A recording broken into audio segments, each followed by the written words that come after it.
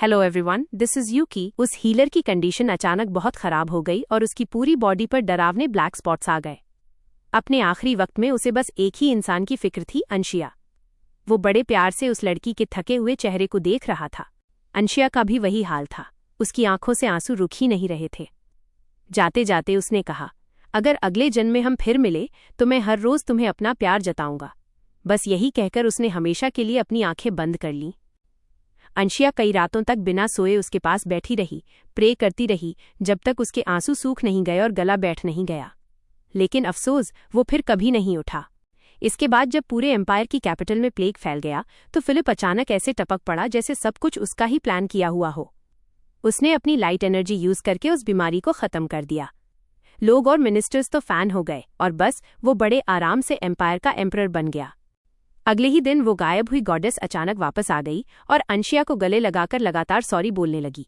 मुझे माफ कर दो, ये सब मेरी गलती है।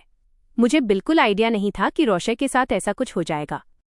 अंशिया ने कहा, तुम वापस आ गई, मुझे इस बात की खुशी है। रोशे की मौत के लिए उसने गॉडेस को ब्लेम नहीं किया, बल्कि वो खुद को ही कोस रही थी कि वो उसे बचा नहीं पाई। जब अंशिया को पता चला कि फिलिप उस गॉडेस को इग्नोर कर रहा है तो वो सीधा उससे सवाल करने पहुंच गई कि वो सर्फेनिया को एम्प्रेस कब बनाएगा।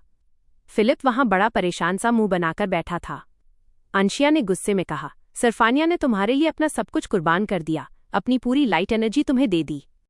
फिलिप ने बड़ी बेशर्मी से जवाब दिया, सही कहा, लेकिन अब उसके पास बचा ही क्या है? तुम्हें लगता है एक ऐसी औरत जिसके पास कोई पावर नहीं, वो एम्प्रेस बनने के लायक है? ये यूज एंड थ्रो वाली बात सुनकर अंशिया के तो पैरों तले जमीन खिसक गई।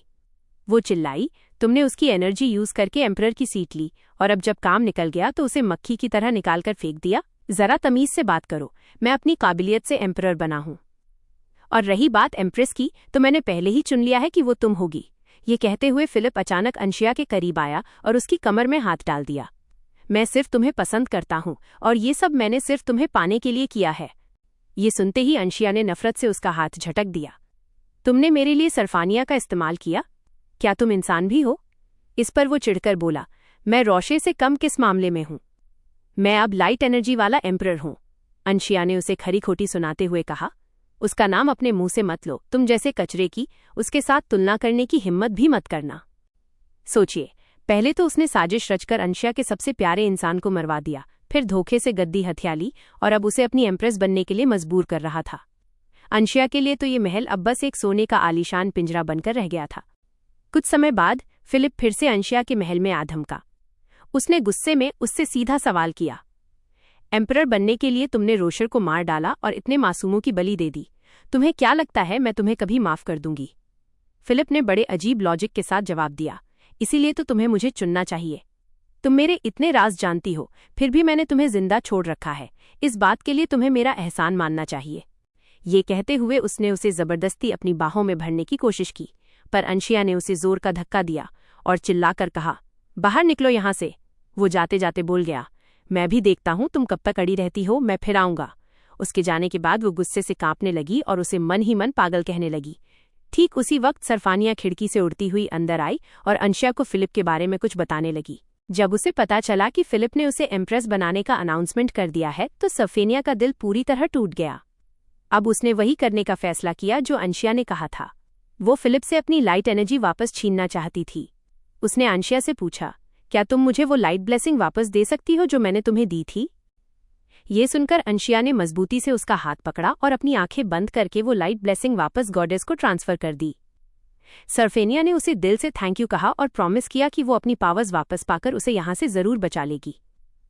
अंशिया को लगा कि अपनी पावर्स लौटाने के बाद शायद ये डरावना सपना खत्म हो जाएगा, पर उसे क्या पता था कि उसका ये फैसला एक बहुत बड़ी तबाही लेकर आने वाला है।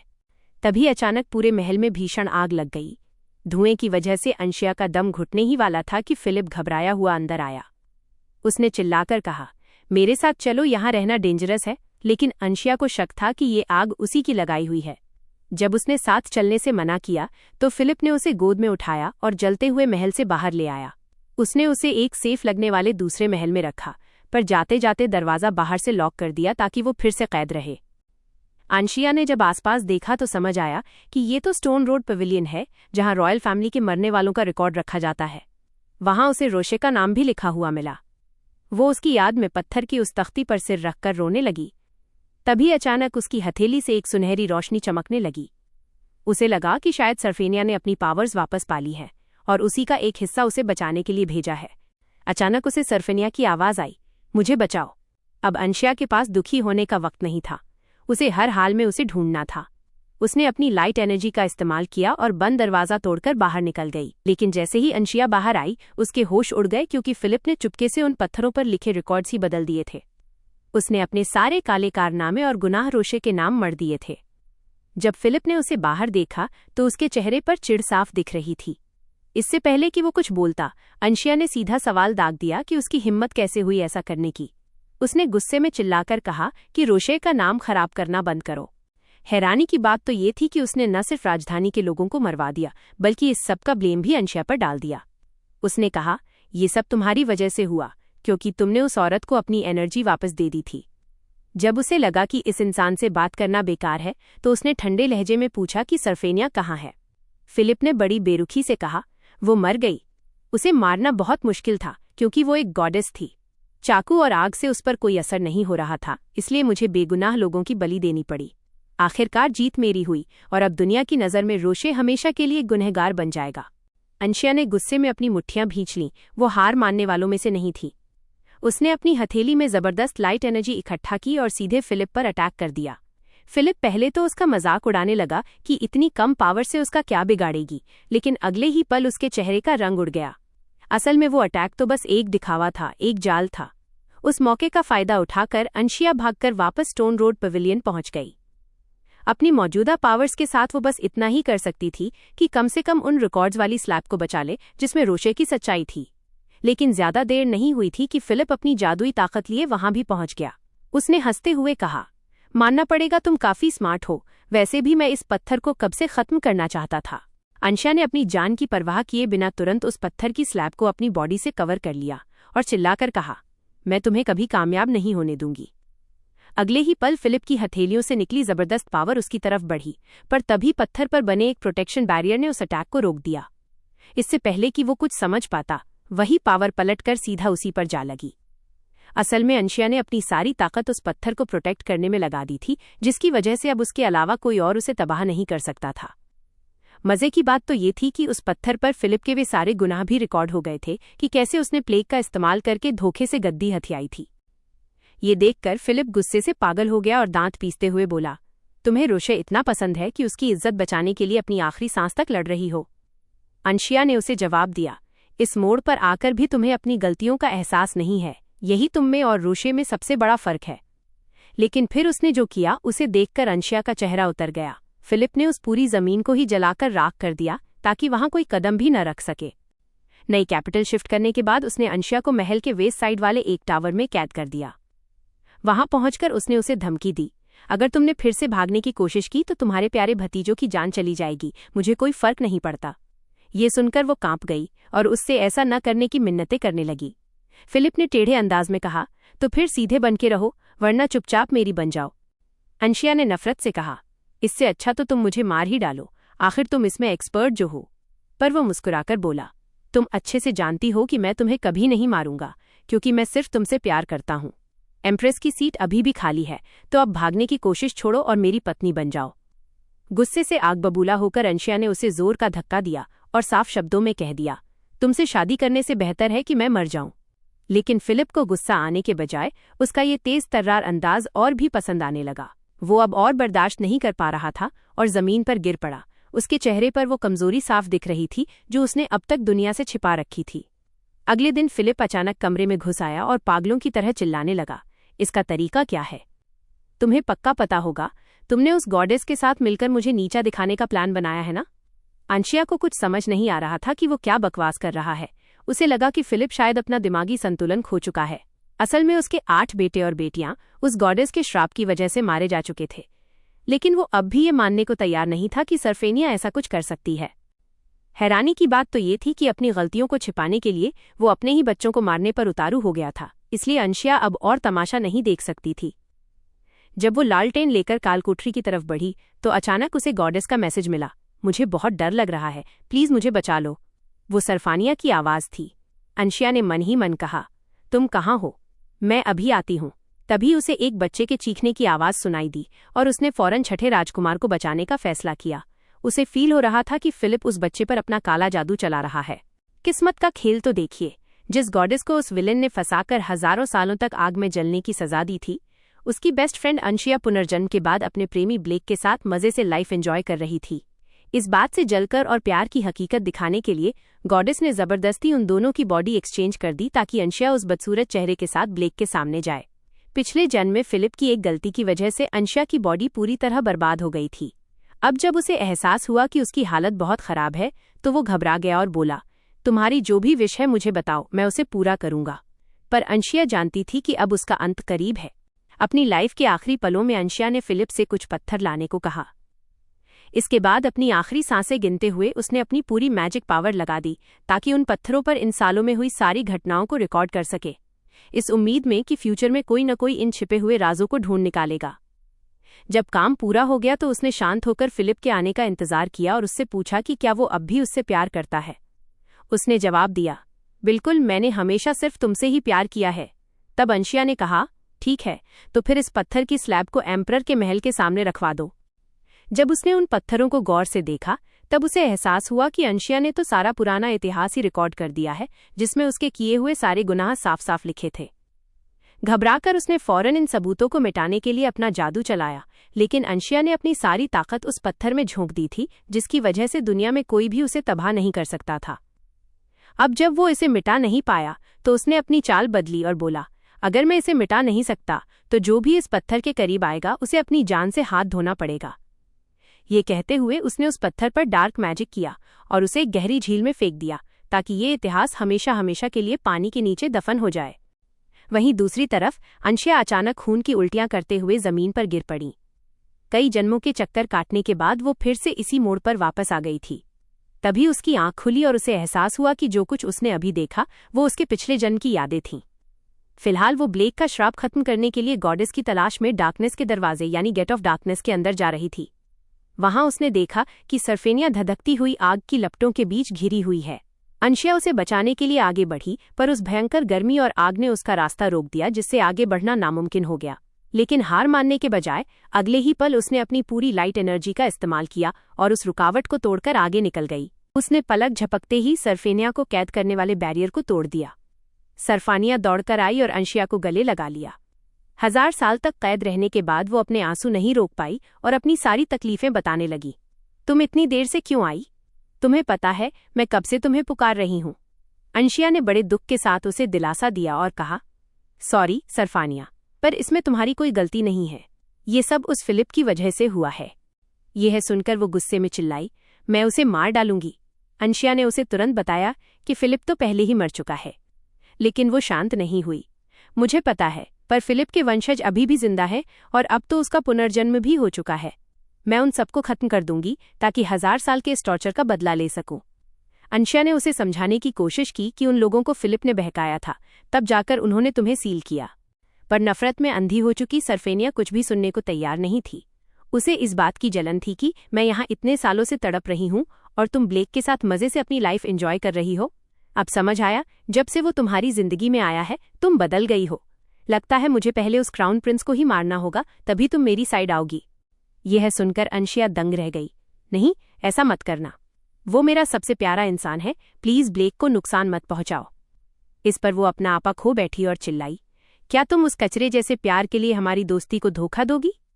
अंशिया ने जवाब दिया, ये धोखा नहीं है, मैं बस उस इंसान को प्रोटेक्ट करना चाहती हूँ जिससे मैं प्यार करती हूँ। जब सरफानिया ने देखा कि क्राउन प्रिंस उसके लिए इतना इंपॉर्टेंट है तो उसने एक शर्त रखी, ठीक है, अगर वो इतना ही खास है तो उसकी जगह तुम अपनी जान दे दो। अंशिया ने बिना एक पल सोचे हाँ कर दी, बस यही कहा कि ब्लेक को कुछ नहीं होना चाहिए। ये सुनकर सरफानिया बेबसी में अपना चेहरा छिपाकर हंसने लगी और अगले ही पल उसने अंशिया का फैसला मान लिया। उसने अंशिया को चेतावनी देते हुए कहा, तुम देखना, तुम अपने इस फैसले पर बहुत पछताओगी। जब अंशिया की आंखें दोबारा खुली तो उसने पाया कि वो जिंदा है। उसके सामने सफेद बाल और लाल आंखों वाला एक बहुत ही हैंडसम लड़का खड़ा था।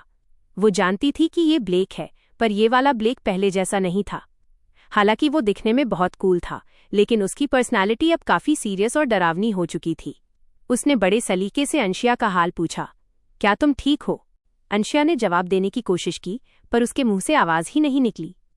उसने गौर किया कि उसके हाथों पर अजीब से भद्दे निशान थे और उसके सुनहरे बाल भी अब गायब हो चुके थे। ये सब क्या हो रहा था?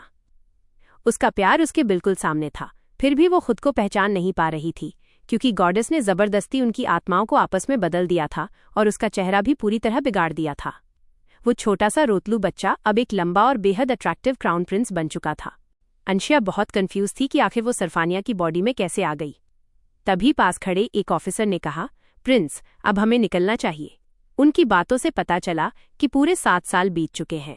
अब ब्लेक 18 साल का और अंशिया 20 साल की हो गई थी।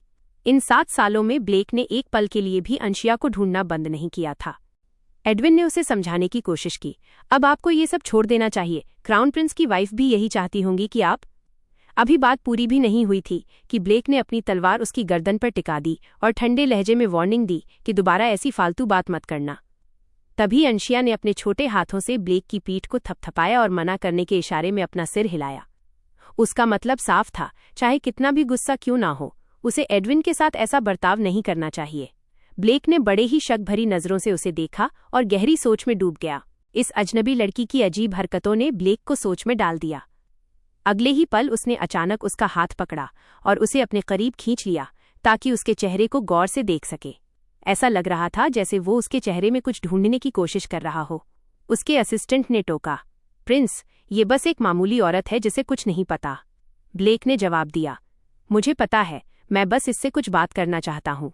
ये सुनकर वो वहां से चली गई और अब कमरे में सिर्फ अंशिया और ब्लेक अकेले थे। अंशिया का दिल जोर जोर से धड़क रहा था और वो काफी नर्वस थी। ब्लेक ने सीधे पूछा, तुम कौन हो? तुम मुझे जानती हो ना? उसने अपना मुंह खोला। वो चिल्लाकर बताना चाहती थी कि वही अंशिया है, पर उसके गले से एक शब्द भी नहीं निकला। ब्लेक ने अंदाजा लगाया, क्या तुम बोल नहीं सकती? जब उसने हाँ में सिर हिलाया तो ब्लेक ने अपनी हथेली आगे कर दी और कहा कि अपना नाम उसके हाथ पर लिखकर बताओ। पर जैसे ही उसने लिखना चाहा, उसे एहसास हुआ कि वो तो सारे अक्षर और शब्द ही भूल चुकी है। उसे न तो एम्पायर की भाषा याद थी और न ही किसी और देश की। ब्लेक ने उसकी उलझन भांप ली और उसके कंधे पर हाथ रखकर बड़े प्यार से समझाया, कोई बात नहीं, शायद तुम अभी अभी सोकर उठी हो, इसलिए याद नहीं आ रहा। उसकी आवाज़ बिल्कुल वैसी ही मासूम और प्यारी थी जैसी बचपन में हुआ करती थी। ये सुनकर अंशिया का गला भर आया और उसकी आंखों में आंसू आ गए, पर उसने खुद को जैसे तैसे संभाल लिया। क्या अब तुम थोड़ा बेहतर फील कर रही हो? मैं तुम्हारे लिए नए ओढ़ने बिछाने का सामान लाता हूँ, तुम यहीं रेस्ट करो। अंशिया के सिर हिलाते ही वो वहां से चला गया। जब उसने पास रखी चाय में अपना अक्स देखा तो वो दंग रह गई। अब उसके बाल काले और सफेद थे, आंखें नीली थीं और उसका आधा चेहरा आग से बुरी तरह झुलस चुका था। वो समझ नहीं पा रही थी कि आखिर उसकी आत्मा सरफेनिया की बॉडी में आई कैसे। तभी अचानक उसकी आंखों के सामने एक छोटी सी परी यानी स्प्राइट दिखाई दी। उस नन्ही परी के उड़ने का अंदाज कुछ जाना पहचाना सा था। क्या ये मकू है? वो परी हैरान रह गई कि उसने उसे पहचान कैसे लिया। उसने बताया, मैं गॉडेस की लाइट का एक टुकड़ा हूँ और आज यहाँ उनका मैसेज देने आई हूँ। जैसे ही उसने अपनी मैजिक स्टिक निकाली, गॉडेस की आवाज गूंज उठी, अंशिया, ठुकराए जाने का एहसास कैसा लग रहा है? तुमने जिसके लिए इतना सब कुछ किया, उस क्राउन प्रिंस ने तुम्हें पहचाना तक नहीं। अंशिया ने सवाल किया कि उन्होंने उसके साथ ऐसा क्यों किया। सिर्फ उसकी आवाज छीनी, बल्कि उसके बात करने की काबिलियत भी छीन ली। इस पर गॉडेस ने बड़े ताने मारते हुए कहा, सिर्फ चेहरा ही तो बदला है और वो तुम्हें पहचान नहीं पाया? जिस प्यार पर तुम्हें इतना यकीन था, देखो वो कितना कमजोर निकला। अंशिया मन ही मन डर रही थी कि कहीं ब्लेक उसके इस डरावने चेहरे से नफरत ना करने लगे। गॉडेस ने मौके का फायदा उठाते हुए उसे बहकाना शुरू किया, एक दोस्त होने के नाते मैं तुम्हें आखिरी मौका दे रही हूँ। तभी अचानक अंशिया की हथेली में एक खंजर आ गिरा। इस खंजर से ब्लेक के दिल पर वार करो। जैसे ही इस पर क्राउन प्रिंस का खून लगेगा, तुम अपने असली रूप में वापस आ जाओगी। अंशिया पहले तो दंग रह गई, पर जल्दी ही उसने खुद को संभाला। गॉडेस उसे लगातार उकसा रही थी, पर अंशिया ने वो खंजर वापस फेंक दिया और साफ कह दिया कि वो ब्लेक को कभी चोट नहीं पहुंचाएगी। लेकिन जैसे ही उसने ये कहा, उसे जोरदार खांसी आने लगी। जब उसने अपनी हथेली देखी तो उसके होश उड़ गए। वहां काले रंग का अजीब सा खून लगा था। गॉडेस ने हंसते हुए कहा, तुम्हारी ये बॉडी 99 दिनों से ज्यादा नहीं टिक पाएगी। अगर मरना नहीं चाहती तो वही करो जो मैंने कहा है। ब्लेक के लिए अंशिया को किसी बात का डर नहीं था और न ही उसे अपने फैसलों पर कोई पछतावा था। आखिर तक उसने उस विलन का साथ देने से साफ मना कर दिया और जब गॉडेस उसे बहका नहीं पाई तो वो वहां से चली गई। अगले दिन जब उसकी आंख खुली तो ब्लेक की खुशमिजाज आवाज कानों में गूंजी, अरे तुम जाग गई? अब हमें महल के लिए निकलना है। अंशिया हड़बड़ाकर उठ बैठी। ब्लेक ने एक बार फिर कंफर्म करना चाहा कि क्या उसे अपना नाम लिखना याद आया या नहीं। उसने कहा, अगर लिख नहीं सकती तो कम से कम इशारों में ही बता दो। पर अंशिया खामोश रही। वो सोच रही थी कि उसके पास अब सिर्फ 99 दिन बचे हैं। ऐसे में वो ब्लेक को सच बताकर उस पर और बोझ नहीं डालना चाहती थी। लेकिन ब्लेक जैसे उसके मन की बात पढ़ रहा हो। उसने गौर से देखते हुए कहा, मुझे लगता है तुम्हारी याददाश्त नहीं गई है, तुम मुझे पहचानती हो, है ना? कहाँ वो बचपन का रोतलू बच्चा और कहाँ अब ये लंबा चौड़ा हैंडसम क्राउन प्रिंस। अंशिया की हिम्मत ही नहीं हो रही थी कि वो इस बदसूरत चेहरे के साथ उसे सच बताए। जब ब्लेक उसके और करीब आकर सवाल करने लगा तो वो बेचारी शर्म के मारे लाल हो गई और उसकी कातिल नजरों से आंखें तक नहीं मिला पा रही थी। उसकी चुप्पी देखकर ब्लेक ने हार मान ली और कहा, ठीक है, तो क्या मैं तुम्हें एक नाम दे दूं? अंशिया के हाँ कहते ही उसने बड़ी प्यारी स्माइल के साथ कहा, रोज। ये सुनते ही वो दंग रह गई। उसे याद आया कि ब्लेक ने उसे जो पहला तोहफा दिया था वो एक लाल गुलाब ही था। वो सोचने लगी, इसने मेरा नाम रोज ही क्यों रखा? क्या इसने मुझे पहचान लिया है? उसका दिल जोरों से धड़कने लगा, पर फिर उसे लगा कि शायद ये बस एक इत्तेफाक हो, क्योंकि रोज तो एक कॉमन नाम है। तभी ब्लेक ने बात आगे बढ़ाई, रोज, मैं तुम्हें अपने साथ ले जाना चाहता हूँ। मैं तुम्हें अपने साथ वापस महल ले जाना चाहता हूँ, तुम चलोगी ना? ब्लेक के उस हैंडसम चेहरे और प्यारी मुस्कान को देखकर अंशिया चाहकर भी मना नहीं कर पाई। लेकिन जब एडविन को पता चला कि क्राउन प्रिंस उस अनजान औरत को महल ले जा रहे हैं तो वो घबरा गया। उसने ब्लेक को समझाने की कोशिश की, प्रिंस, इससे बेहतर होगा कि हम इसे हिफाजत से इसके घर भिजवा दें। अंशिया एडविन की फिक्र समझ रही थी, पर वो अब ब्लेक से दूर होने के ख्याल से ही डर रही थी। तभी ब्लेक ने एडविन को दो टूक जवाब दिया, रोज मेरे साथ ही महल जाएगी, मुझे अपनी बात दोबारा न कहनी पड़े। इतना कहकर उसने अंशिया का हाथ पकड़ा और बाहर निकल गया। क्राउन प्रिंस का सख्त ऑर्डर सुनते ही एडविन ने सिर झुकाकर बात मान ली। लेकिन जैसे ही अंशिया टेंट के बाहर खड़ी हुई कुछ गार्ड्स की नज़र उस पर पड़ी और उनके तो होश ही उड़ गए। अरे ये तो वही औरत है ना? क्या हम इस मॉन्स्टर को अपने साथ ले जा रहे हैं? उनका ये कमेंट अंशिया के दिल में खंजर की तरह लगा। उसे एहसास हुआ कि वो वाकई कितनी डरावनी दिख रही है। चेहरा बिगड़ा हुआ और पूरी बॉडी पर जलने के भद्दे निशान। वो गार्ड्स पीठ पीछे उसकी शक्ल का मजाक उड़ा रहे थे और कोई भी उसे अपने साथ ले जाने को तैयार नहीं था। तभी ब्लेक वहां पहुंच गया। उसका चेहरा गुस्से से तमतमा रहा था। तुम लोगों को तकलीफ करने की जरूरत नहीं है, मैं इसे खुद अपने साथ ले जाऊंगा। उसकी बर्फीली नजरों ने सबको चुप करा दिया। अंशिया के लिए ये सब थोड़ा अजीब था, क्योंकि ब्लेक ने उस लड़की की खातिर उन नाइट्स को उनकी पोजीशन से ही हटा दिया था। हालांकि ब्लेक का ये रूप नया था, पर जिस तरह उसने अंशिया का हाथ थाम रखा था उसकी गर्माहट आज भी वैसी ही थी। ब्लेक ने उसे बड़े प्यार से घोड़े पर बिठाया और कहा कि अगर उसे घुड़सवारी नहीं आती तो भी कोई बात नहीं। जिस तरह ब्लेक ने उसे इतनी आसानी से उठाकर घोड़े पर बिठाया, उसे देखकर अंशिया को एहसास हुआ कि वो वाकई अब बड़ा हो गया है। फिर वो खुद भी घोड़े पर उसके पीछे आकर बैठ गया और गिरने से बचाने के लिए बड़े प्यार से उसके कंधे पकड़ लिए। उसने धीमे से कहा, उन बेकार की बातों को भूल जाओ, सिर्फ घटिया लोग ही दूसरों की शक्ल पर कमेंट करते हैं। अंशिया समझ गई कि वो उसे दिलासा दे रहा है और ये सोचकर उसका दिल भर आया। एक ही घोड़े पर सवार होने की वजह से उनकी बॉडी बार बार एक दूसरे से टच हो रही थी और पूरे रास्ते अंशिया को अपनी पीठ पर ब्लेक की सॉलिड मसल्स फील हो रही थीं। उसे उसका वो बचपन वाला क्यूट सा लुक याद आया, पर अब वो काफी शार्प और मैच्योर हो चुका था। उसका वो कभी सॉफ्ट दिखने वाला पेट अब एकदम हार्ड 8 पैक एब्स में बदल गया था। अंशिया सोचने लगी कि काश वो उसकी उस कड़ी ट्रेनिंग के दौरान उसके साथ होती। तभी अचानक चट्टान के ऊपर से एक भारी पत्थर उनकी तरफ तेजी से लुढ़कता हुआ आया। ऐसे खतरे के वक्त भी ब्लेक के दिमाग में सबसे पहले अंशिया को बचाने का ख्याल आया और उसने बिना अपनी परवाह किए उसे अपनी बाहों में कसकर जकड़ लिया। खुद को चोट लगी होने के बावजूद वो सबसे पहले अंशिया का हाल पूछने लगा। पता चला कि पत्थर सीधे ब्लेक के कंधे पर जाकर लगा था। जब उसने बड़े आराम से कहा कि कुछ नहीं हुआ, मैं ठीक हूं, तो अंशिया को बहुत दुख हुआ। घाव काफी गहरा था और अगर वो उसे बचाने के चक्कर में न पड़ता तो ब्लेक आराम से वहां से हट सकता था। अंशिया सोचने लगी कि अगर उसके पास आज भी अपनी लाइट एनर्जी होती तो वो पल भर में उसे ठीक कर देती। अंशिया को रोता देख ब्लेक उसे प्यार से चुप कराने लगा। अरे रो मत, ये मेरी अपनी गलती थी, खुद को ब्लेम करना बंद करो। देखो, ये छोटी सी चोट मेरा कुछ नहीं बिगाड़ सकती। इतना कहकर उसने अपनी जादुई ताकत से जख्म को ठीक करना शुरू किया और उसकी हथेली से सुनहरी रोशनी निकलने लगी। देखते ही देखते ब्लेक का जख्म गायब हो गया और उसकी स्किन पहले जैसी साफ और स्मूथ हो गई। अंशिया ये सब देखकर हैरान रह गई, क्योंकि उसने अभी अभी गॉडेस ऑफ लाइट की पावर यूज की थी। वो उसे रोता देख प्यार से चिढ़ाते हुए बोला, तुम फिर रोने लगी? तुम्हारा दिल वाकई बहुत कमजोर है। उसने बड़े प्यार से उसके आंसू पोंछे और मजाक में कहा, या फिर तुम चाहती हो कि मैं तुम्हारी और ज्यादा फिक्र करूं? ये सुनकर अंशिया शर्म के मारे लाल हो गई। तभी अचानक कुछ गार्ड्स वहां पहुंच गए और उनके बीच का वो रोमांटिक मोमेंट वहीं टूट गया। इसके बाद ब्लेक ने उसे फिर से घोड़े पर बिठाया और वे आगे बढ़ गए। रास्ते में एक गार्ड को चिंता हुई कि क्राउन प्रिंस पहले से ही जख्मी है और ऊपर से उन्होंने अपनी मैजिक पावर भी यूज की है, इसलिए उसने सुझाव दिया कि अगले इलाके में एक रात रुककर आराम कर लेना चाहिए। लेकिन ब्लेक ने मना कर दिया और कहा कि वो अब बिल्कुल ठीक है।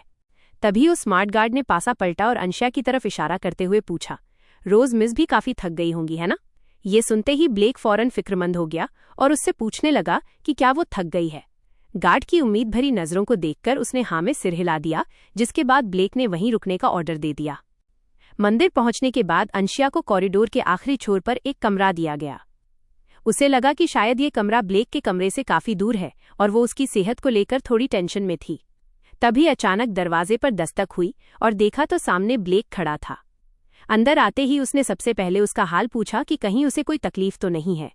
अंशिया को खुद से ज्यादा उसकी चोट की फिक्र थी। जैसे ब्लेक ने उसके मन की बात पढ़ ली हो, उसने तुरंत कहा कि उसका हाथ अब पूरी तरह ठीक है। पर अंशिया का मन फिर भी नहीं माना।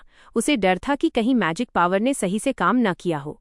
उसने अनजाने में ही अपनी कोमल हथेलियों से ब्लेक के कपड़े कसकर पकड़ लिए। उसे ऐसा करते देख ब्लेक मुस्कुराया और बोला, लगता है तुम वाकई मेरे लिए बहुत परेशान हो, वरना तुम खुद ही चेक करके देख लो।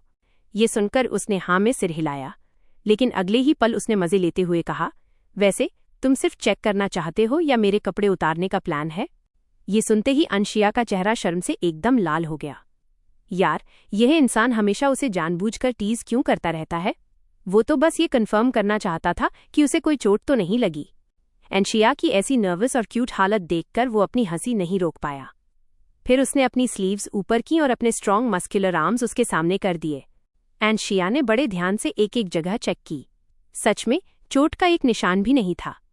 उसकी जान में जान आई। लगता है इसने लाइट एनर्जी का इस्तेमाल काफी अच्छे से किया है। ये देखकर उसके चेहरे पर एक सुकून वाली स्माइल आ गई। तभी वो बोला, अगर तुम और देर तक ऐसे ही टच करते रहे तो मुझे शर्म आ जाएगी। ये सुनते ही तो अंशिया का चेहरा शर्म के मारे भयंकर लाल हो गया, मानो अभी उड़ जाएगा। दरअसल वूंड चेक करने के चक्कर में उसने कुछ ज्यादा ही डीपली टच कर लिया था। अगले ही पल ब्लेक ने उसके नर्वस हाथों को कसकर पकड़ लिया और बड़े प्यार से उसकी आंखों में देखने लगा। क्या तुम्हें बॉडी पर कहीं और भी चेकिंग करनी है? अंशिया फील कर सकता था कि उसे थामने वाले हाथ कितने बड़े हैं और वो आर्म्स कितनी सॉलिड हैं। वो उसके चाम में ऐसा खोया कि बस घबराहट में सिर हिलाकर मना कर दिया। ब्लेक ने उसे और ज्यादा टीज करना बंद किया और उसे रेस्टोरेंट में साथ खाने के लिए इनवाइट किया। इस बार खाना उसने खास तौर पर लाइट और सिंपल बनवाया था और लकीली ये अंशिया के टेस्ट के हिसाब से परफेक्ट था। उसे मजे से खाते देख ब्लेक के चेहरे पर भी एक बड़ी सी स्माइल आ गई। लेकिन तभी उसने एक चीज नोटिस की और सीधे बोल दिया, तुम्हें सुयेजी काफी पसंद है ना? क्योंकि इसका टेस्ट काफी यूनिक होता है, इसलिए नॉर्मल लोग इसे ज्यादा पसंद नहीं करते। यह देखकर उसे याद आया कि उसने भी कभी पैलेस के ग्रीन हाउस में सुयेजी उगाए थे और वहां सिर्फ वो और ब्लेक ही थे जिन्हें ये खाना पसंद था। मेन कोर्स खत्म करके उसने कटलरी नीचे रखी और साइड में रखी अपनी टी उठाकर बड़े मजे से एंजॉय करने लगा। ब्लेक पूरे समय बस उसे ही नोटिस कर रहा था, यहाँ तक कि उसके चेहरे के छोटे छोटे एक्सप्रेशंस पर भी उसकी नजर थी। वो बोला, लिटिल रोज, तुम सच में किसी की याद दिलाती हो, बिल्कुल मेरी वाइफ की तरह। वो भी ब्लैक टी पीते वक्त उसमें एक शुगर क्यूब और एक चम्मच लेमन जैम मिक्स करके पिया करती थी। ये सुनकर वो एकदम सन्न रह गई। उसने सोचा भी नहीं था कि उसकी लाइफ की ये छोटी छोटी बातें उसे अब तक याद होंगी।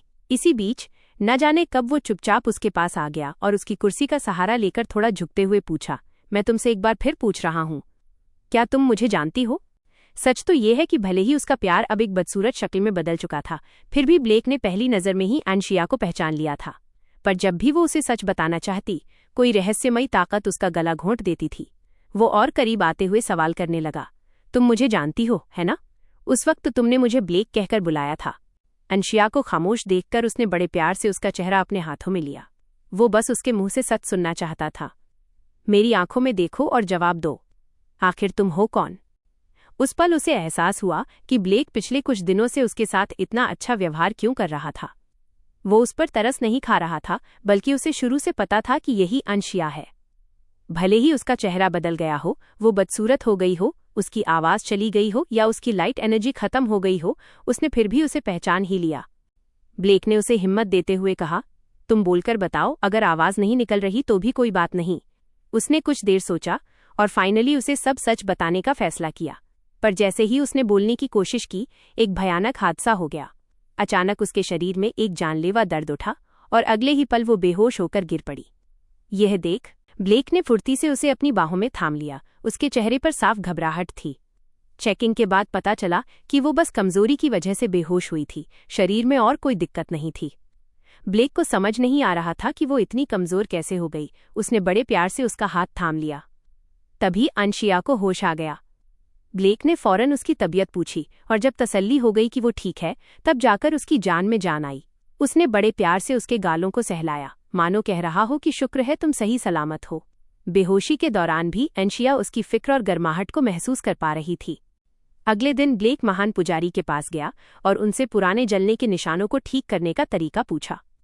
पुजारी समझ गए कि बात उसी लड़की की हो रही है जो प्रिंस के साथ रहती है, पर उन्होंने अफसोस जताते हुए कहा कि प्रिंस, अगर आपकी गॉडेस वाली शक्तियां इसे ठीक नहीं कर पाईं, तो मैं भी इसमें मजबूर हूं। ब्लेक की पूरी रात की देखभाल के बाद अंशिया को थोड़ा बेहतर महसूस हो रहा था, लेकिन तभी उसने अचानक गार्ड्स की बातों से सुना कि ब्लेक शादी करने वाला है। गार्ड्स कह रहे थे कि डायना की ग्रेजुएशन बस होने ही वाली है। अपनी बहन को ढूंढने के चक्कर में उसने 2 साल पढ़ाई छोड़ी थी, तो क्या अब ये दोनों शादी करके साथ में क्राउन प्रिंसेस को ढूंढने निकलेंगे? आखिर कब तक उस इंसान को ढूंढते रहेंगे जो अब इस दुनिया में है ही नहीं? ये सुनते ही अंशिया का दिल बैठ गया। उसे गायब हुए पूरे 7 साल बीत चुके थे। जाहिर है इस बीच उन दोनों के बीच अपनी ही कोई कहानी शुरू हो गई होगी।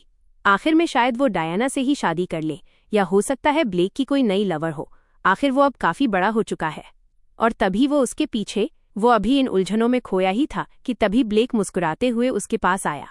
उसने कहा, चलो चलें, कैरेज तैयार है। अंशिया अपने बगल में खड़े इस इंसान को बस देखता ही रह गया। जिस तरह से वो उसका ख्याल रख रहा था, उसे समझ नहीं आ रहा था कि वो क्या करे। अचानक अंशिया ने उसका हाथ झटक दिया। ब्लेक उसके इस बर्ताव से थोड़ा हैरान हुआ, पर उसे क्या पता था कि अंशिया उससे दूर जाने के बहाने ढूंढ रहा है और कभी भी उसे छोड़कर जाने के लिए तैयार है।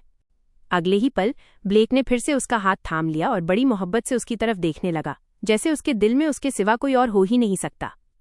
उसकी गहरी और फिक्रमंद आंखों को देखकर अंशिया ने अपने दिल के इर्द गिर्द जो दीवार बनाई थी वो धीरे धीरे टूटने लगी। अब उसमें इतनी हिम्मत नहीं बची थी कि वो उस गर्मजोशी से भरे हाथ को दोबारा झटक सके।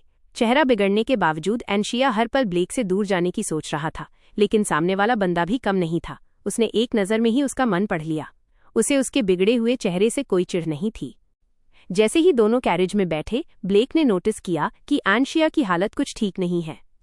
उसने बड़े प्यार से कहा, मेरे सामने तुम्हें दिखावा करने की जरूरत नहीं है। अगर दर्द हो रहा है तो बता सकते हो। सच तो ये था कि उसके हाथों में काफी तेज जलन हो रही थी, पर वो ब्लेक को परेशान नहीं करना चाहता था। तभी ब्लेक ने उसे समझाते हुए कहा, चाहे कोई कुछ भी कहे, उनकी बकवास पर ध्यान मत देना, क्योंकि तुम इस वक्त किसी भी और चीज से कहीं ज्यादा खूबसूरत हो। इतना कहकर उसने उसका हाथ उठाकर चूम लिया और अपनी नशीली आंखों से उसे निहारने लगा। फिर अचानक उसने पुकारा, अंशिया। इन 3 लफ्जों को सुनते ही जैसे उसके शरीर में बिजली सी दौड़ गई। ब्लेक की वो लाल आंखें देख ऐसा लग रहा था मानो वो उसके सारे राज जान चुका हो। अब दोनों के बीच कोई पर्दा नहीं बचा था। वो एक दूसरे को पूरी तरह पहचान चुके थे। अंशिया को लगा कि शायद वो अभी पूरी तरह से पक्का नहीं है और बस उसका रिएक्शन चेक करने के लिए उसे उस नाम से पुकार रहा है। उसने और सेफ्यूनिया ने जैसा सोचा था, ये उसका बिल्कुल उल्टा निकला। ब्लेक ने उसके डरावने चेहरे की वजह से उसे छोड़ा नहीं, लेकिन वक्त हाथ से निकल चुका है और देर सबेर उसकी खाली जगह को डायना ही भरेगी। ऐसे में वो खुद के अंशिया होने की बात कभी नहीं मान सकता, क्योंकि उसका ये शरीर अब 1 साल भी नहीं झेल पाएगा। पक्का इरादा करके उसने उस नाम पर अनजान बनने का नाटक किया और पूछा कि वो कौन है, पर ब्लेक हार मानने वालों में से नहीं था। उसने पलटकर पूछा, क्या तुम्हें सच में नहीं पता कि अंशिया कौन है? अंशिया ने नासमझी का नाटक करते हुए सिर हिला दिया। तब ब्लेक ने सीधे लफ्जों में कहा, वो मेरी वाइफ है। उसकी उन तीखी नजरों का सामना करना अब मुश्किल हो रहा था, इसलिए उसने अपनी गर्दन एक तरफ झुका ली ताकि उसकी तपती हुई नजरों से बच सके। पर ब्लेक की नजरें उसके चेहरे पर ही टिकी रहीं, जिससे उस छोटी सी कैरेज में उसका दम घुटने लगा। उसे पछतावा होने लगा कि वो उसके साथ वापस महल क्यों आ रहा है। वो जानता था कि ये शरीर 100 दिन भी नहीं टिकेगा और वो नहीं चाहता था कि ब्लेक उसे बीमारी से तड़पते देख और दुखी हो। लेकिन अगर वो उसे छोड़ भी दे तो जाएगा कहाँ? अभी वो कुछ सोच ही रहा था कि सामने वाले ने उसका मन पढ़ लिया। उसने साफ कह दिया, मैं तुम्हें अब कहीं नहीं जाने दूंगा। अंशिया ने फिर झूठ बोला, पर मैं वो औरत नहीं हूं। ये सुनते ही ब्लेक ने उसका हाथ कसकर पकड़ लिया, जैसे उसे भागने से रोक रहा हो। उसकी आंखों में एक उम्मीद और दृढ़ता थी और उसने अपनी बात फिर से दोहराई। ब्लेक की उस बात के बाद वो एक बार फिर उन लाल आंखों के जादू में खो गया और उसे धोखा देने के लिए कोई नया झूठ नहीं बुन पाया। देखते ही देखते वो फुलून पैलेस पहुंच गए, जहां सब लोग क्राउन प्रिंस के स्वागत के लिए बड़े सम्मान के साथ खड़े थे। अंशिया उस महल की भव्यता देख दंग रह गया। ये जगह किसी शाही महल से कम नहीं थी।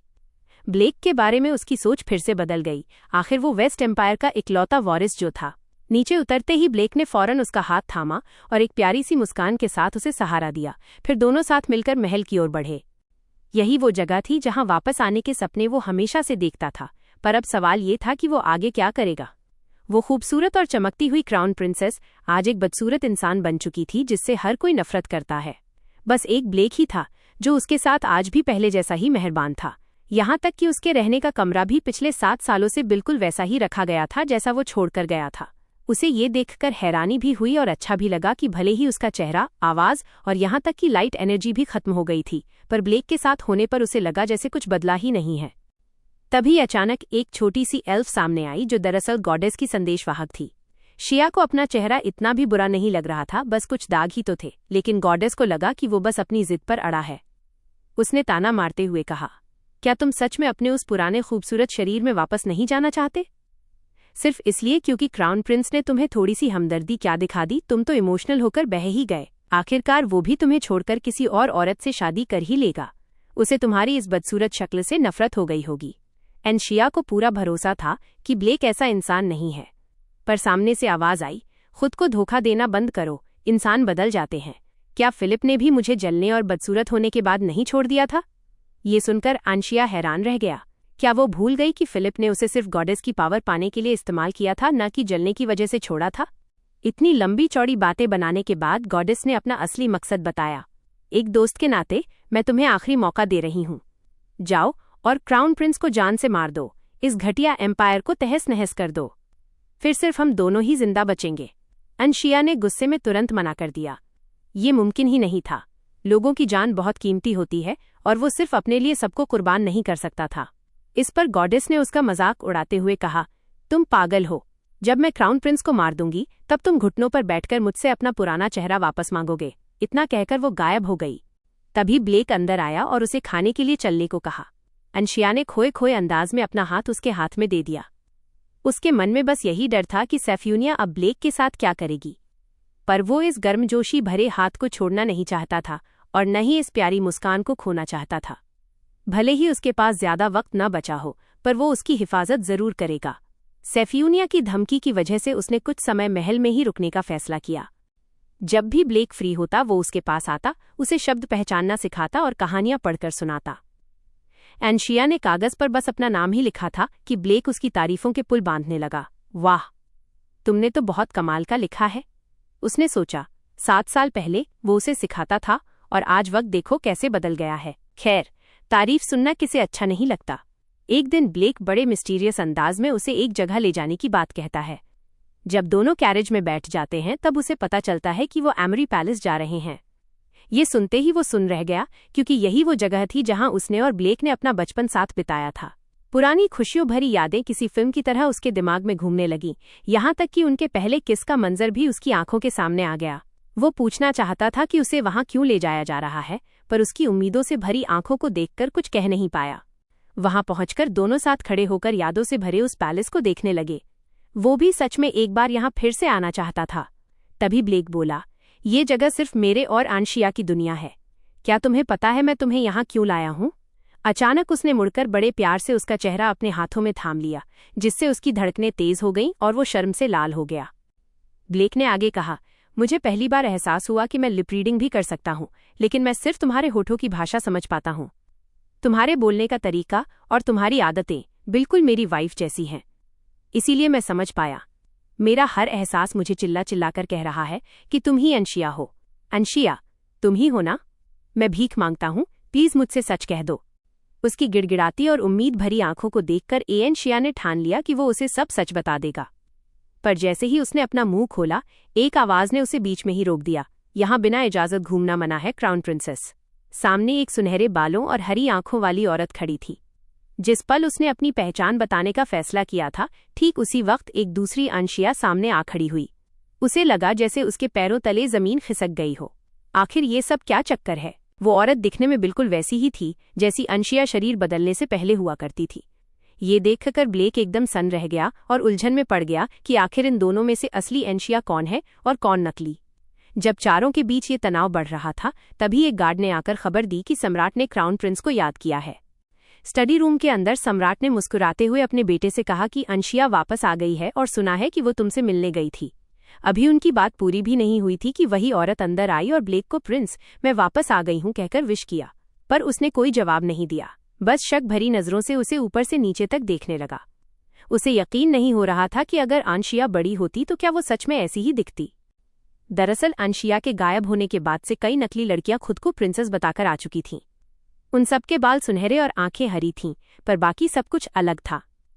सम्राट नहीं चाहते थे कि उनके बेटे को फिर से कोई दुख पहुंचे, इसलिए उन्होंने अपने गुप्तचरों के जरिए उन सभी धोखेबाजों को रास्ते से हटवा दिया था। लेकिन ये पहली बार था जब सम्राट ने खुद चलकर आने वाली किसी लड़की को रुकने दिया था। तभी ब्लेक की नज़र पास खड़े रिचर्ड पर पड़ी और उसने ठंडे लहजे में सवाल किया कि वो यहाँ क्या कर रहा है। सम्राट ने बताया कि रिचर्ड ने ही अंशिया को अपने अनाथालय के पास बेहोश पाया था और उसे महल लेकर आया। ब्लेक को ताड़ते देर नहीं लगी कि ये सब कुछ जरूरत से ज्यादा ही इत्तेफाक लग रहा है। अभी वो कुछ सोच ही पाता कि उस औरत ने कसकर उसका हाथ पकड़ लिया और चहकते हुए बोली, प्रिंस, चलिए मेरे साथ बैठकर ढेर सारी बातें करते हैं। पर ब्लेक ने बड़ी बेरुखी से उसका हाथ झटक दिया और उसकी तरफ देखे बिना ही हुक्म दिया, मुझे सम्राट से कुछ जरूरी बात करनी है, आप सब बाहर जाइए। सबके जाने के बाद सम्राट अपने बेटे के इस रूखे बर्ताव से थोड़े नाराज दिखे और बोले। ब्लेक ने साफ कहा कि अभी तक ऐसा कोई सबूत नहीं मिला है जिससे ये साबित हो सके कि वही औरत अंशिया है। उसने सम्राट से पूछा कि क्या उन्होंने उसकी पहचान को अच्छी तरह चेक किया है। सम्राट ने बताया कि उस लड़की की याददाश्त जा चुकी है, लेकिन उसके पास लैंग्वेज मैनिपुलेशन की स्किल है और शरीर में वही लाइट एनर्जी भी है। इसी वजह से उन्होंने मान लिया कि वही अंशिया है। ये सुनकर ब्लेक कुछ पल के लिए शांत हो गया। बात तो सच थी और इसे झुठलाने का कोई बहाना भी नहीं था, पर पता नहीं क्यों उसके दिमाग में बार बार उस लिटिल रोज का उदास चेहरा ही घूम रहा था। सम्राट से बात खत्म कर जैसे ही वो महल से बाहर आया, उस औरत ने फिर से उसे बड़े जोश के साथ रोक लिया। ब्लेक ने बड़ी बेरुखी से अपना हाथ उसके चंगुल से छुड़ाया और एडविन को उसे संभालने की जिम्मेदारी सौंप दी। भले ही सारे सबूत चिल्ला चिल्लाकर कह रहे थे कि यही अंशिया है और उसे क्राउन प्रिंसेस का दर्जा मिलना चाहिए, पर अजीब बात थी कि ब्लेक के मुंह से उसके लिए वो शब्द निकल ही नहीं रहे थे और न ही वो उसके करीब जा पा रहा था। इधर पूरे महल में क्राउन प्रिंसेस की वापसी के चर्चे तेज थे और सभी नौकरों को एक जगह इकट्ठा किया जा रहा था, जैसे कोई बहुत बड़ा ऐलान होने वाला हो। अंशिया को समझ नहीं आ रहा था कि आखिर उसकी जगह लेने की हिम्मत किसने की। तभी वो औरत दोबारा सबके सामने आई। उसे बड़े घमंड के साथ खुद को अंशिया बताते देख असली वाली को यकीन हो गया कि ये कोई और नहीं बल्कि वही गॉडेस है जिसने जबरदस्ती उसके साथ बॉडी एक्सचेंज की थी। वो औरत हजारों की भीड़ में भी उसे सीधे ढूंढ पा रही थी और बिना किसी डर के उसकी तरफ देख देखकर कमीनी वाली स्माइल दे रही थी। असल में तो वही साम्राज्य की सम्मानित क्राउन प्रिंसेस थी, पर यहाँ तो पासा ही पलट गया था। एक नकली औरत उसकी शक्ल ओढ़कर न सिर्फ उसकी पहचान चुरा चुकी थी, बल्कि अब क्राउन प्रिंसेस बनकर उस पर हुक्म चलाने की तैयारी में भी थी। उसने तो अंशिया के सामने ही बिना किसी शर्म के उसके सबसे प्यारे इंसान को सेड्यूस करना शुरू कर दिया।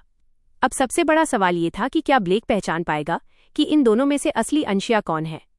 जैसे ही उस इम्पोस्टर ने सबके सामने अनाउंस किया कि वही असली अंशिया है, उसने अंशिया की तरफ देखकर एक बड़ी ही प्रोवोकेटिव स्माइल दी।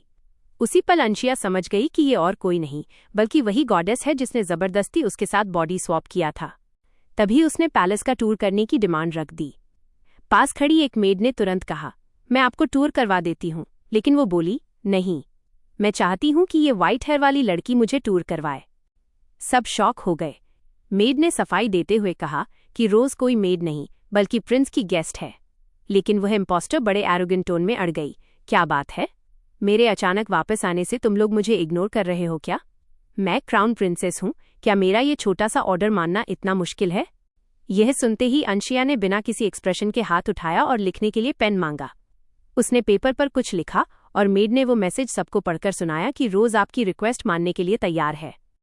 टूर के दौरान जब उन्हें प्रिंस का बेडरूम दिखा तो वो तुरंत अंदर जाने की जिद करने लगी, लेकिन मेड ने उसे वहीं रोक दिया और साफ बोल दिया कि बेडरूम में जाने के लिए प्रिंस की परमिशन लेनी पड़ेगी। यह सुनकर वो गुस्से से तिलमिला गई और बगल वाले रूम के बारे में पूछने लगी। पता चला कि वो वीआईपी रूम है जहां अभी अंशिया रह रही थी।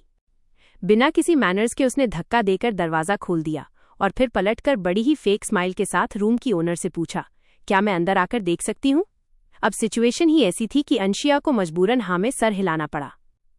अंदर जाते ही उसने वहां की लग्जूरियस डेकोरेशन को घूरा और बड़े ही जेलस टोन में बोली, तुम अकेले इतने आलीशान रूम में रह रही हो, वो भी क्राउन प्रिंस के कमरे के ठीक बगल में? तुम्हें लगता है कि ये सब जायज है? अंशिया ने सीधा सवाल किया। सेपनिया, तुम आखिर करना क्या चाहती हो? तुमने हमारी बॉडीज क्यों बदली? गॉडेस को उम्मीद नहीं थी कि उसकी पहचान इतनी जल्दी पकड़ ली जाएगी। अगले ही पल वो बड़े एटीट्यूड में उसकी तरफ बढ़ी और उंगली दिखाते हुए बोली, अब तुम्हारी बारी है रिजेक्ट होने की। जब असली अंशिया सबके सामने आ चुकी है तो क्या तुम्हें लगता है कि कोई तुम्हारी परवाह करेगा? मैंने तुम्हें पहले भी कई मौके दिए थे जो तुमने गंवा दिए। अब गिड़गिड़ाने का कोई फायदा नहीं। ये शरीर अब मेरा है और तुम्हें जल्द ही प्रिंस लात मारकर बाहर निकाल देंगे। तुम दोनों की मौत बड़ी दर्दनाक होगी। हैरानी की बात यह थी कि ऐसी हालत में भी अंशिया को सिर्फ ब्लेक की फिक्र थी। उसने पूछा, क्या हमारी ये बात नहीं हुई थी कि मेरी जान के बदले तुम सबको सलामत रखोगी? यह सुनकर गॉडेस भड़क गई। क्या दूसरे लोग तुम्हारे लिए इतने जरूरी हैं? तुम्हारा खेल खत्म होने वाला है। वो पागलों की तरह चिल्लाई और उसके कंधे दबोचते हुए बोली, मुझसे अपनी जान की भीख मांगो। उस प्रिंस को भूल जाओ और अपने बारे में सोचो। तभी अचानक दरवाजे पर दस्तक हुई। ब्लेक अंशिया से मिलने आया था। उसे देखते ही सेपनिया ने गिरगिट की तरह रंग बदला और मुस्कुराते हुए उसका स्वागत करने आगे बढ़ी। लेकिन ब्लेक ने नफरत के साथ उसका हाथ झटक दिया और ठंडे लहजे में पूछा, तुम यहाँ क्या कर रही हो? यह लिटिल रोज का कमरा है।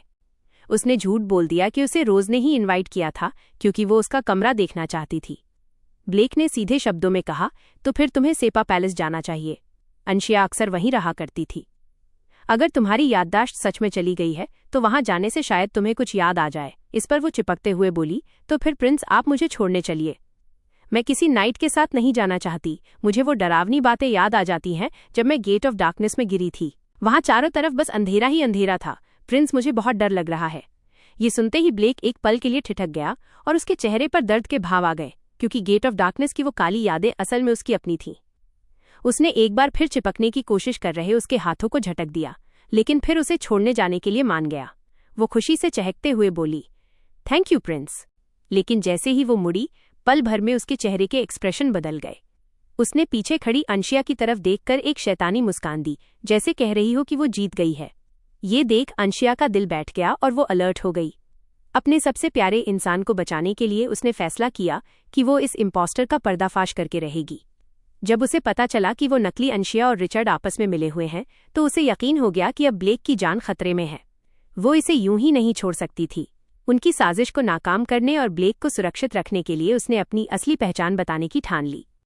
वो तेजी से महल की ओर बढ़ रही थी कि तभी रास्ते में उसे ब्लेक वापस लौटते हुए मिल गया।